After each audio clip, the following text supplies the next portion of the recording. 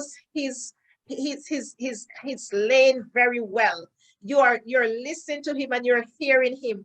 And the chat is right there, ladies and gentlemen. Please go ahead and use up this chat, because I do know that you're going to have so many questions at the end of this session. And I tell you, we will have to bring him back in here, because I don't know about you.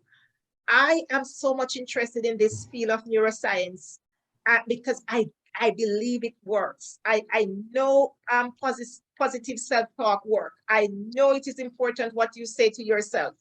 And so make a note of your questions, drop your comments in there as we carry along, so that at the end of the session, in the last 15 or so minutes, we can open the floor so that we can get some questions and comments from the audience, because we would not have done well if we did not allow you to ask some questions. Dr. Levine, thank you so much once again. And I'm moving right along because there are so many other questions to ask. I am also thinking, you talk about the different things that we can do, but I am kind of thinking, can someone just get up in the morning and say, I'm going to empower myself with self-talk? There has to be some kind of strategy or some kind of mental skill practice that they use to get this empowerment going, because how does it start? How does one get themselves into this mode of positive self-talk? Awesome, awesome.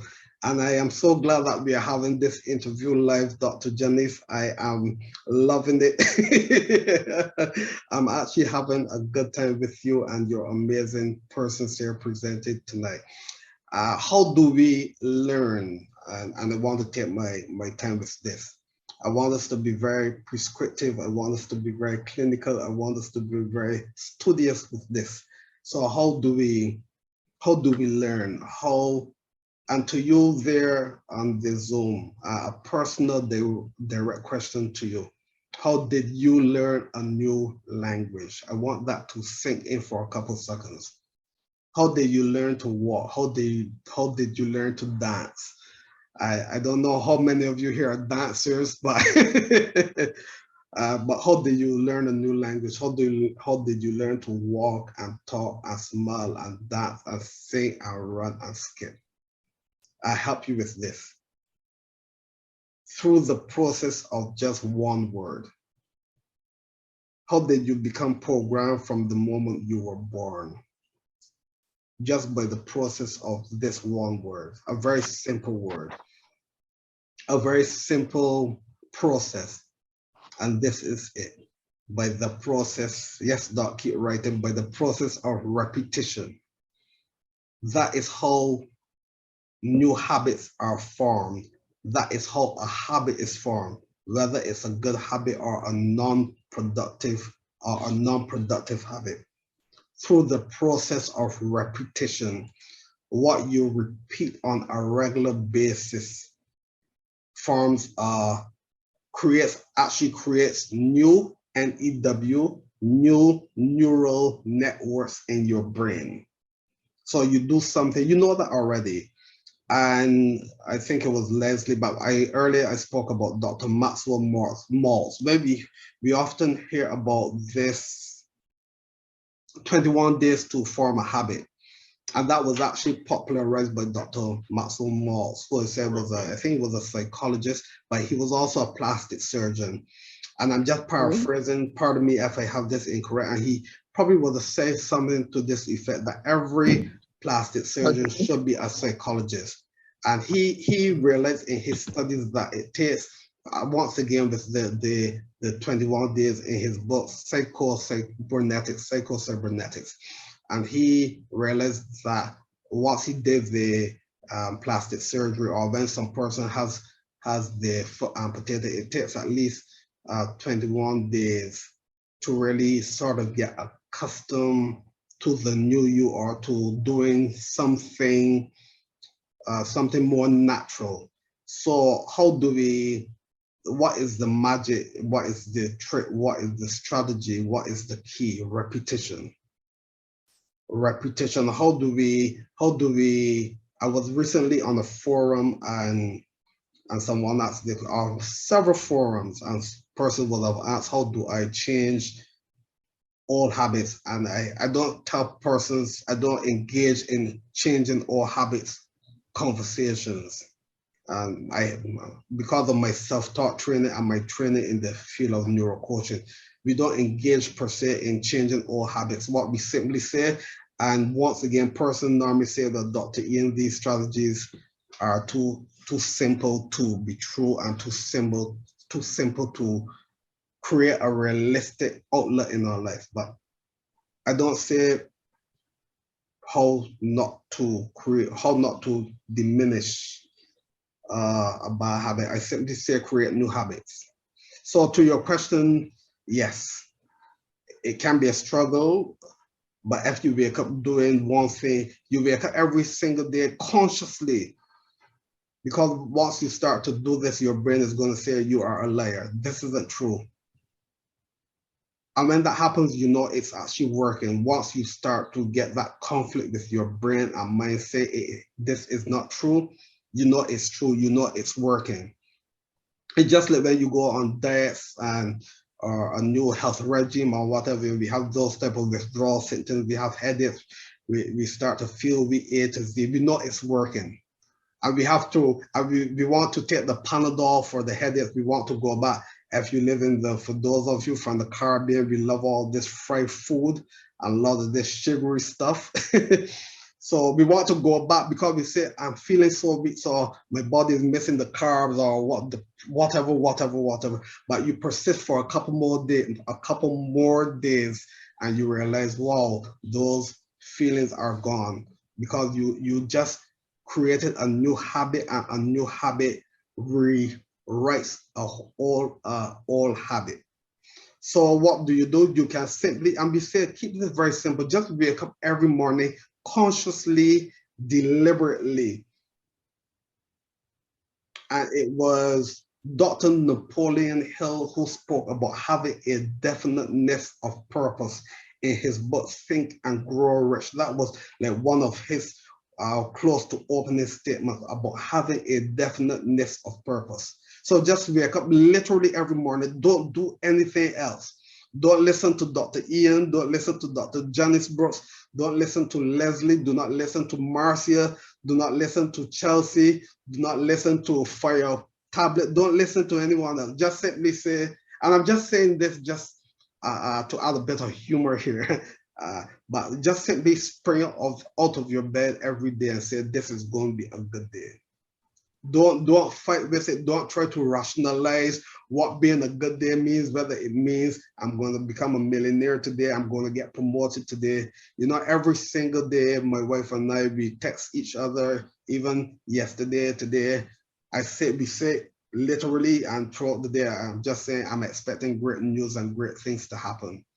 And I'm not rationalizing this. What that means, am I going to get more clients? Am I going to go to Dubai on a big? I'm not rationalizing anything, but simply, and Dr. Janice, you said it really well. You just simply say, yes, this is going to be a great day. And do that every single day. Do that just like you have a meal, morning, noon, and night for breakfast, lunch, and dinner. Just consciously say that a couple times. You know, this is going to be a great day. This is going to be a great day.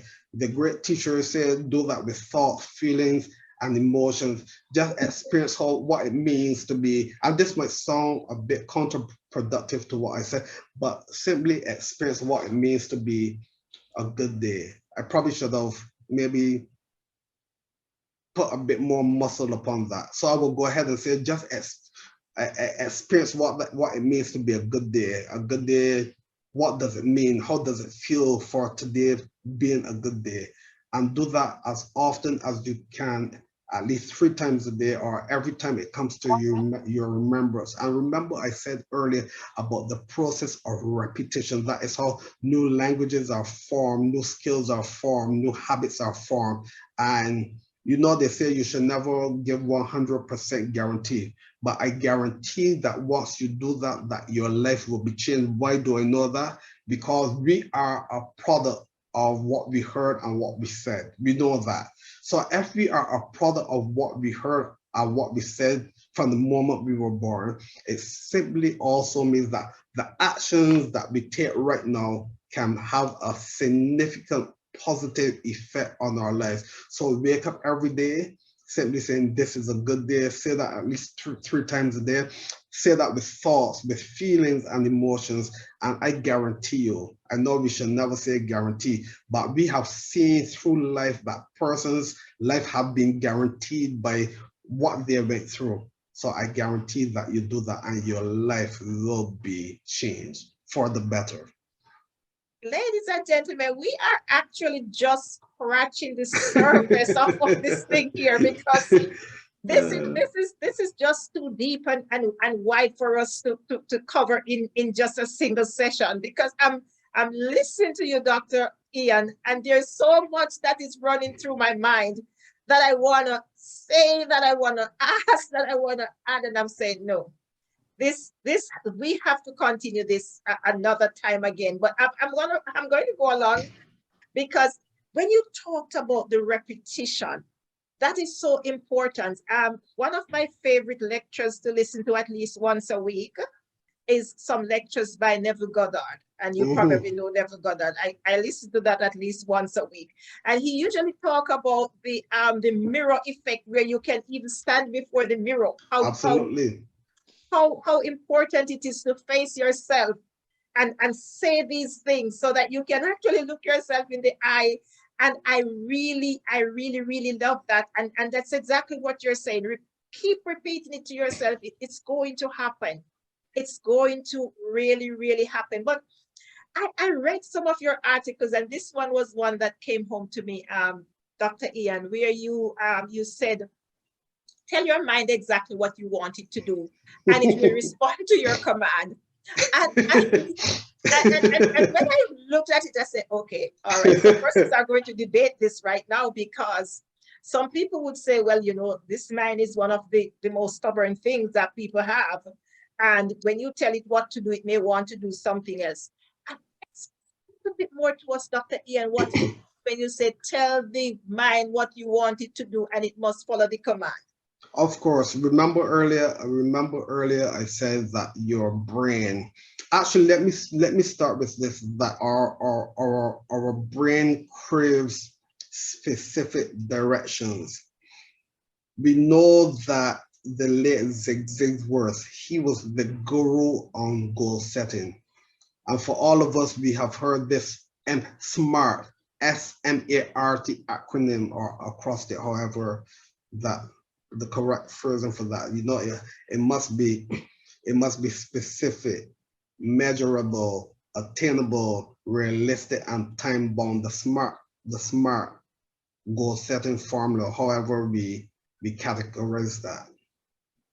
I honestly believe that the person, and I should have given a greater research into this, but I believe that the person who created this, they understood, but they fully did not understand the importance of this, because this actually sits on the premise of neuroscience, that when you're setting a goal, you have to be specific, it has to be measurable, attainable, realistic, and time bound. Why did I say this? I said this because I said it earlier, that our brain does not distinguish the difference between what is real or imagined, true or false. Our brain craves for specific information. Our brain wants instructions, direct, specific instructions. And Dr. Janice, I welcome the opportunity to come on again on this amazing program, because there's so much we have to discuss.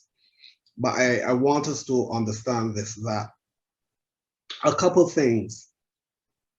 Our brain, we already said that, or already said this, 100 billion neurons, 100 billion neurons, about 3 pounds.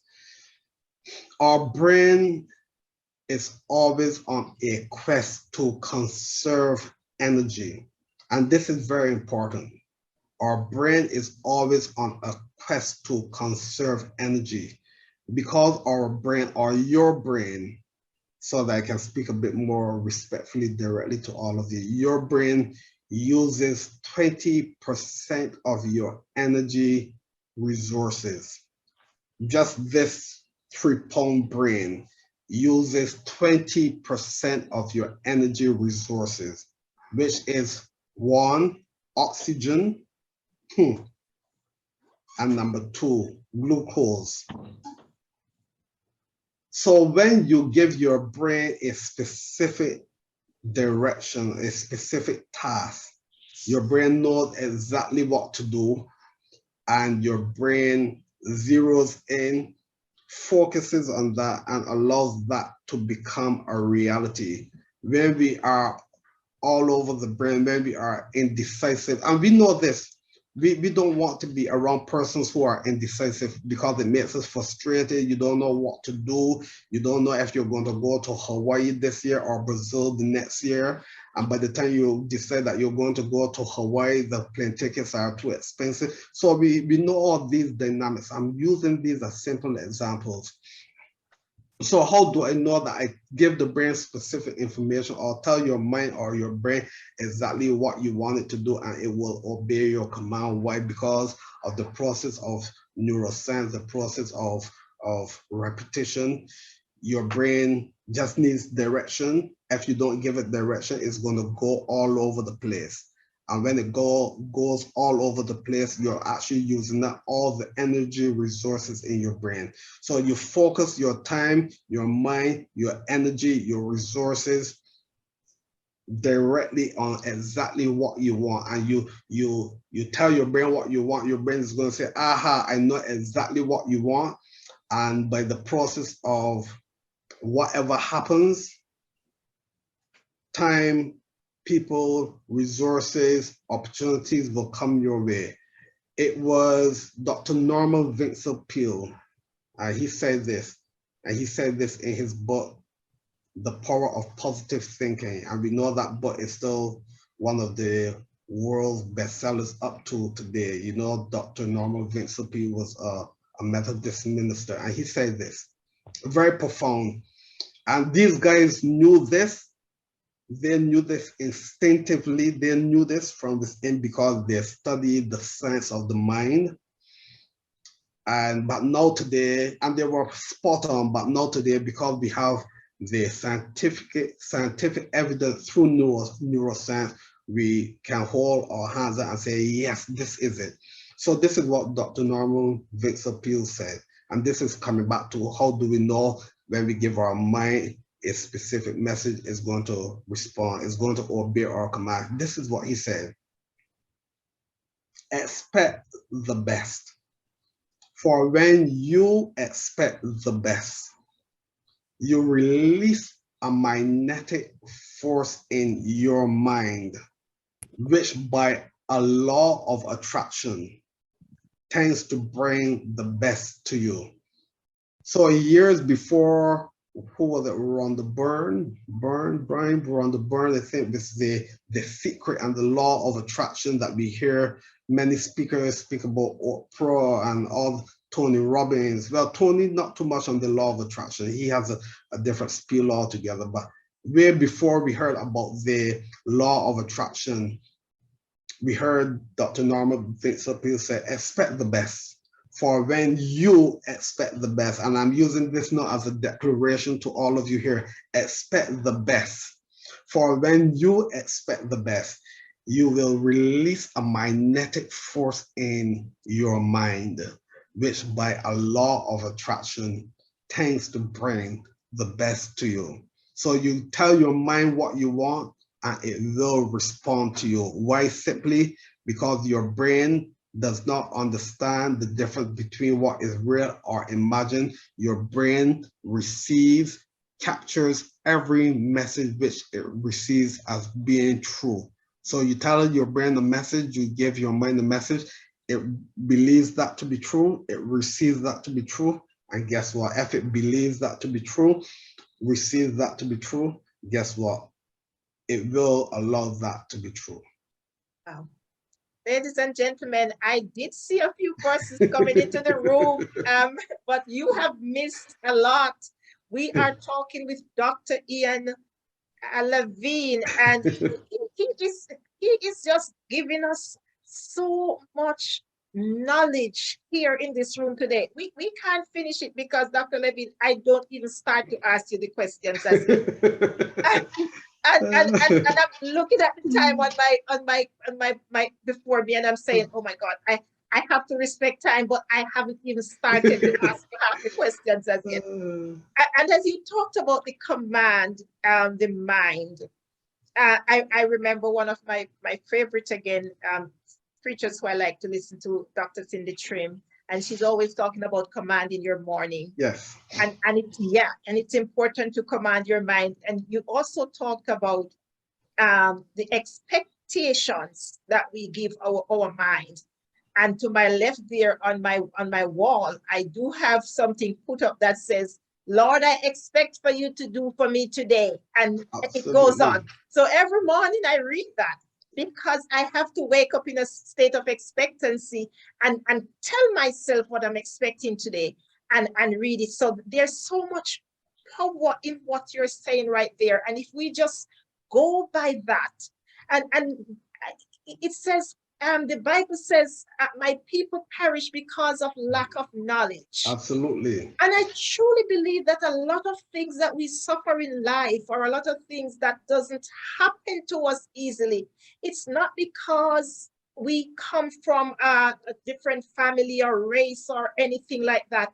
It's because we lack the knowledge. Yes. And I'm happy that this is a space that God has given us to share knowledge, where we can bring in persons like you to come in and share the knowledge that you have, so that people can, I have a full page already, and I'm about to turn my page of things that I've written since you started to talk, and I haven't even asked you half the questions.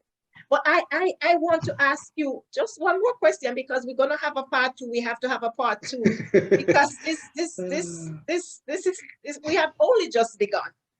And I'm going to ask one more question, Dr. Levine, as I wrap up this section of the first session, so that I can allow the audience to have a few questions. So I'm going to ask you one more question, because when I think about it, I have not even gone into where I ask you about, the personalizing and the magnifying and the polarizing of self-talk and all of those things. We haven't even gone into any of that yet.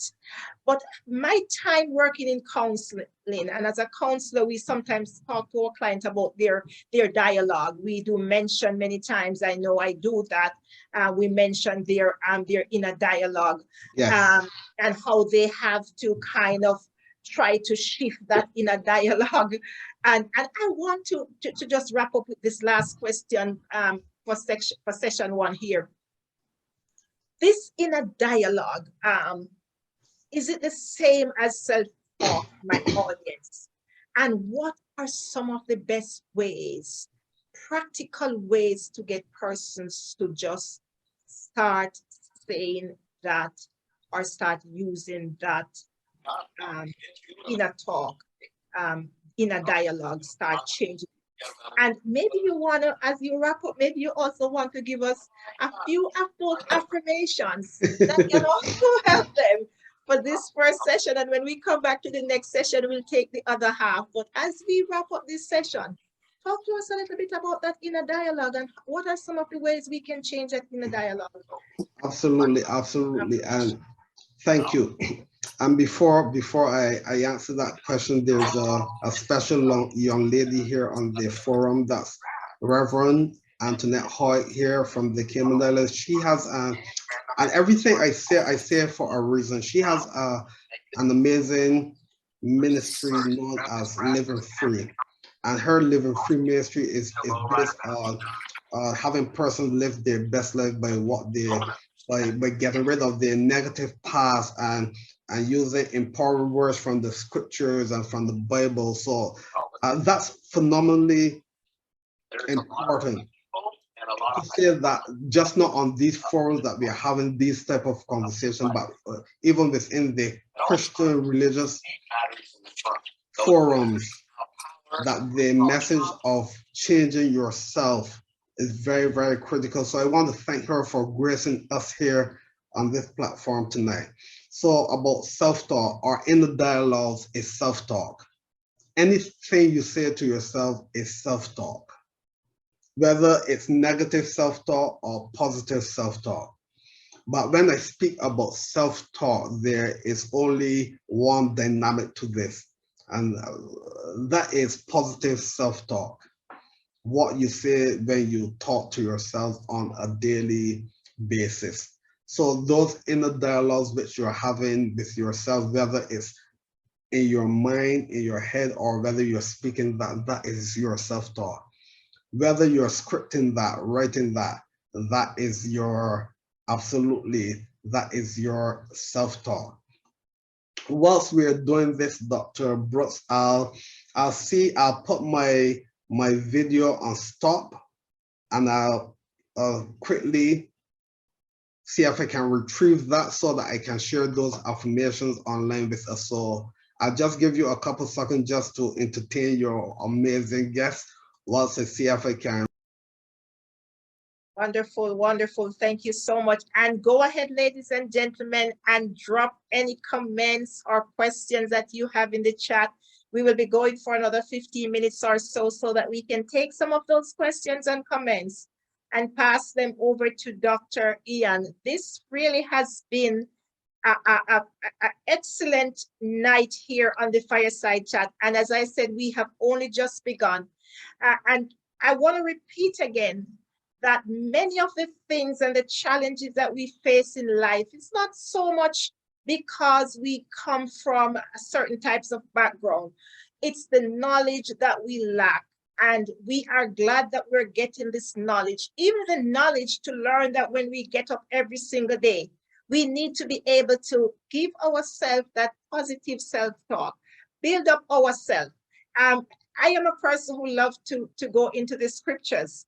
And the scripture says, whatsoever things are pure, honest, lovely, of a good report, we should think on these things, which meaning that we should keep them in our thoughts.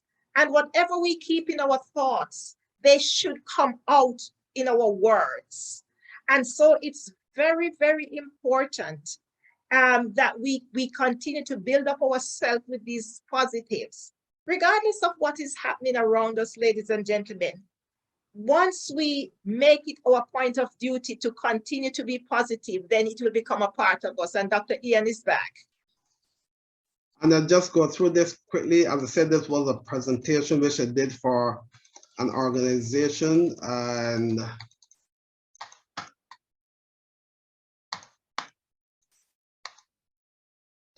it was on, we were speaking about leadership, and this is it. With your permission, I'll just go through this. It says self-taught script and language for leaders. You may be saying to yourself, I'm not a leader, but when I speak about a leader, Miss Jennifer, I see you are a CEO, God bless you. But in the greater context of what we do and who we are all leaders, because guess what? There is someone following you, whether you believe this or not. Can you see that, Dr. Janice, and can you hear me? Yes. Yeah, we can. Okay, brilliant. So number one, I am a gifted leader. And I said when I did this 2-3 weeks ago, an individual from overseas, she said, you know, Dr. Levine, I want you to mentor me because this has been a life changer for me. So I am a gifted leader. I am a strong leader. The power of I am. Remember, there's a scripture text that when they say, who to say sent me, the great master teacher said, you know, simply say, I am that I am. God said this, I am that I am. So I am a gifted leader. I am a strong leader. I see any challenge or as an opportunity to learn and grow. I will see any challenge as an opportunity to learn and grow. As a leader, I am positively influencing lives, policies, organizations, and nations. That's a heavy one. As a leader, I take care of my spirit, soul, body, mental health. As a leader, I take care of my spirit, my soul, mind, mental health, and body. In other words, self-care is critically important. Self-care is not a buzzword. We know since COVID that we've been hearing self-care, self-care, mental health, mental health. But these are just not buzzwords, ladies and gentlemen. This is reality.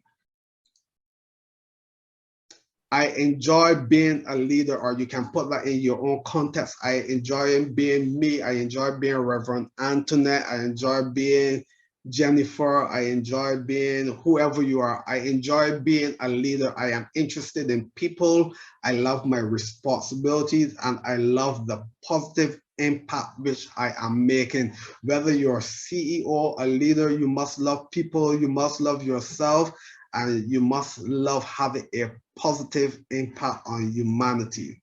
As a leader, I am grateful that I have the support of my family, team, friends, spiritual advisors, other leaders and coaches and mentors. Once again, we are speaking about leaders here, but as whoever I am, as Ian Levy, I am grateful that I have the support of my wife, my daughters, my team, my friends, my pastors, my elders, other leaders, coaches, consultants, whoever. As a leader, I am blessed. And once again, you put your name in this context. I am blessed. And this is the foremost heavy one. I am blessed. I am healthy, resourceful, happy, focused, compassionate, growth-oriented, talented, fair, honest, sincere, ethical, loyal, and authentic. And these again just aren't buzzwords, but you see some of the most critical words, the last words there, couple words or phrases or tones. I am honest, sincere, ethical, loyal, and authentic. So you're just not simply saying that you are blessed and you are resourceful and happy and focused and compassionate, growth-oriented, talented, but you're also saying, you know what, as a